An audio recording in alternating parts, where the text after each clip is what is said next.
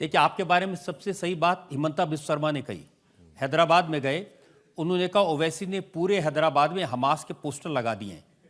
मैंने ओवैसी को बोला कि तुम्हारा पासपोर्ट वीसा बनवा देता है, तुम गाजा जाओ, लेकिन वहां जाते नहीं है, यहीं से शोर मचाते हैं। नहीं,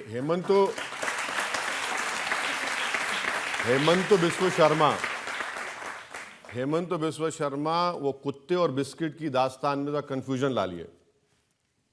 कुत्ते और बिस्किट की दास्तान थी। हमास का कोई पोस्टर हैदराबाद में नहीं लगा, ये झूठ बोल रहा है हेमंत बिस्वा शर्मा। फलस्तीनियों की ताईद के लिए हमने प्रोटेस्ट किया।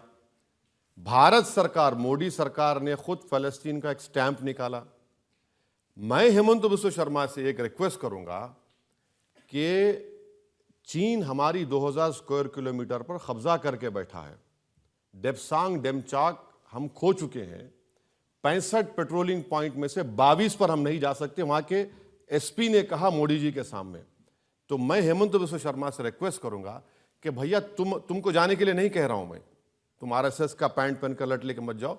मैं यही कह रहा हूं कि मुझे और रजत शर्मा को कैमरा के साथ डेप्सांग डेमचाक लेकर चल जाओ। हम देखना चाह रहे हैं वहां पर क्या हो रहा है। इतना कर दो बस, आप इतना कर दो। आप वो भी नहीं करते। तो हेमंत बिस्वा शर्मा बोलते हैं ज्यादा, उनको लगता है कि अब मैं सेकंड अमित शाह बनूंगा। तो अब बीजेपी में ख्वाब देखना गुनाह है, इतने बड़े ख्वाब देखना उनको शायद नहीं मालूम। तो देख रहे हैं, कोशिश कर रहे हैं, उनको लगता है कि मुझे गाली देंगे हमास का। अरे भैया, आप ये बताइए, भारत सरकार फलस्तीन की जुल्म के खिलाफ आवाज क्यों नहीं उठा रही?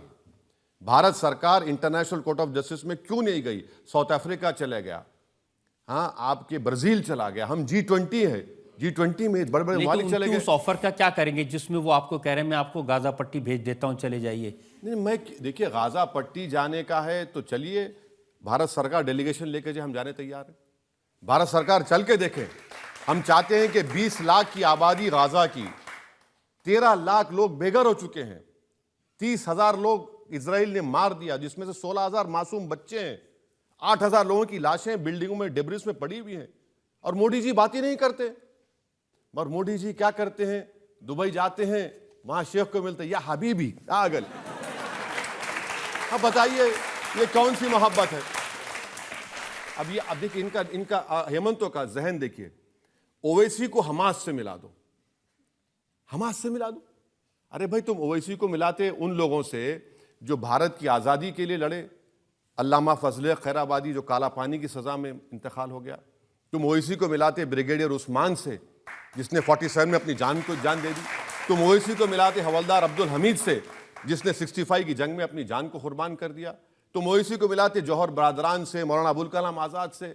मगर नहीं, तुम्हारा थॉट प्रोसेस ही ये है, मुसलमान टू टेररिज्म। उन्होंने कहा कि जैसे आर्टिकल 370 हटा दिया, जैसे हमने राम मंदिर बना दिया, ऐसे ही निजाम और ओवैसी दोनों हैदराबाद से मिट जाएंगे। हम नहीं मिटेंगे। जब तक दुनिया रहेगी, हम इंशाल्लाह हम रहेंगे, आबाद रहेंगे। हाँ, जिस दिन हम मिटेंगे उस दिन दुनिया ही मिट जाएगी, याद रखो। तो ये इनका बोलने का थॉट प्रोसेस है। अब इनको क्या लग रहा है कि वहां पर इतना जुल्म किया आसाम के मुसलमानों पर, उसके बावजूद भी आसाम में मुस्लिम बच्चे और बच्चियां जो है सबसे ज्यादा नंबर में नीट में क्वालिफाई हो गए। तो हेमंत तो परेशान हो गए कि क्या ये कैसे इतने क्वालिफाई हो गए। और वहां पर जितने मदरसों को उन्होंने डिमोलिश किया डिजास्टर मैनेजमेंट एक्ट का इस्तेमाल करके, कभी इसकी तारीख नहीं मिलती। कई लोगों को उन्होंने होमलेस कर दिया, मुसलमानों को वहां पर, और जरीमैंडरिंग करके उन्होंने असेंबली कॉन्स्टिट्यूंसीज बना दी वहां पर। तो ये इनका रिकॉर्ड आसाम का है। अब तो उन्होंने चिंता की है छोटी छोटी मुस्लिम बच्चियों की, जिनकी शादी जबरदस्ती कर दी जाती थी। Prohibition of child marriage central act है, पॉक्सको एक्ट है।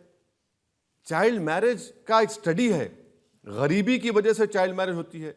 अच्छा, उनको यह भी नहीं मालूम कि भारत सरकार का डेटा है कि 12 मिलियन चाइल्ड मैरिजेस इंडिया में हुई। 84% तो हमारे हिंदू भाई बहनों में की हुई है, 11% मुसलमानों की है। तो कहां पे कर रहे हैं वो? भाई आप ये देखिए ना। नहीं, उन्होंने कहा कि 90 साल पुराना अंग्रेजों के जमाने का एक कानून था, नहीं, जिसके तहत अगर बच्ची की उम्र कम है, लड़के की उम्र कम है, तो भी उसकी शादी रजिस्टर हो जाती थी। ये बिल्कुल झूठ है। गवर्नमेंट ऑफ इंडिया का डेटा है, नेशनल फैमिली हेल्थ सर्वे। ये एक झूठ फैलाई जाती है मुसलमानों के बारे में। जो हिंदू लड़कियों की शादी 18 साल में होती, एवरेज उतना ही मुसलमान लड़कियों की 18 साल में शादी होती। और वो जो 90 साल पुराना कानून उन्होंने जो ख़त्म किया है, अब कानून ये बना है रात के 12 बजे कि मुझे अगर शादी करना है मुसलमान की बेटी या बेटी की तो स्पेशल मैरिज एक्ट में करना पड़ेगा। भाई स्पेशल मैरिज एक्ट में निकाह कहाँ होगा? स्पेशल मैरिज एक्ट में मेहर का कहाँ प्रोविजन होगा जो दूल्हे को दुल्हन को देना पड़ता है?